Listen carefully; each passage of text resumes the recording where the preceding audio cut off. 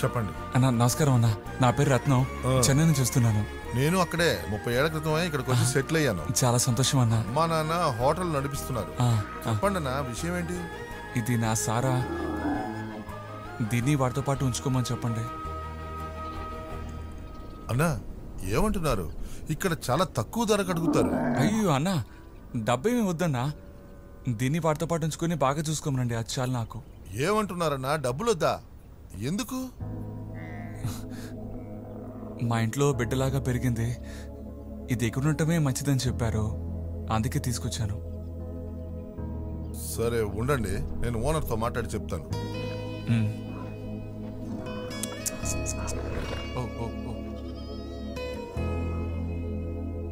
అన్నా రండి.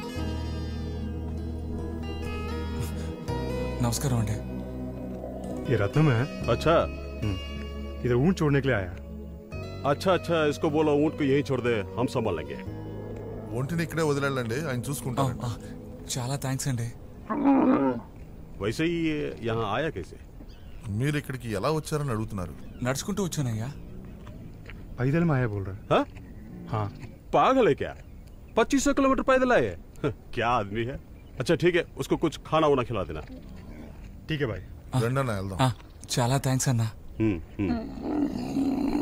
షరీఫ్, सब ऊँटों को एक ही तरफ कर दो. ఒంటిని అక్కడ వదిలేయండి, నేను భోజనం తీసుకొచ్చా, భోజనం చేసి వెళ్ళండి. సరే అన్న, వెళ్ళండి.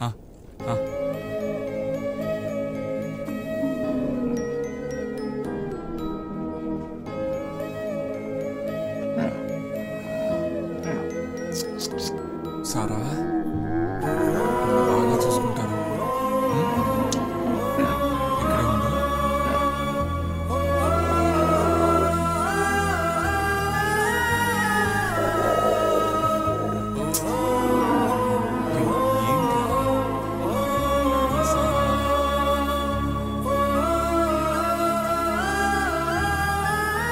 ఏమైందన్నా?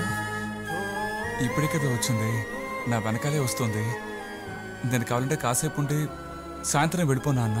దానికే ఉందండి, ఉండి వెళ్ళండి, భోజనం చేసి వెళ్ళండి, భోజనం అక్కడ పెడతాను. సరేనా?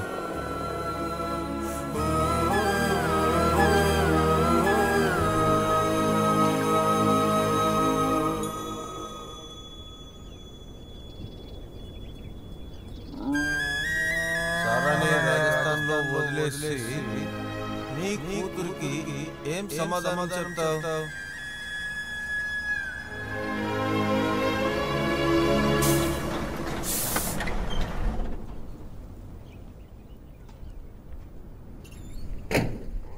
सलाम वालेकुम सलाम। सलाम भाई। हाँ, इनको 2 ऊँट दिखा दो वो वाली. ठीक है भाई। जो बड़ी वाली ऊँट है ना, उसको दिखा दो. अरे शरीफ भाई, ऊँट को जल्दी गाड़ी 2 ऊँट जल्दी लेके आओ। जल्दी करो जल्दी. भैया कौन सा ऊँट चाहिए आप देख लो। अरे सुन चरण, हाँ भाई, फटाफट करो, जल्दी जल्दी करो. అన్నా అన్నా, ఎందుకైనా ఒంటలు ఎక్కిస్తున్నారు? వచ్చే వారం బక్రీద్ కదన్నా, అందుకే ఎక్కిస్తున్నాం.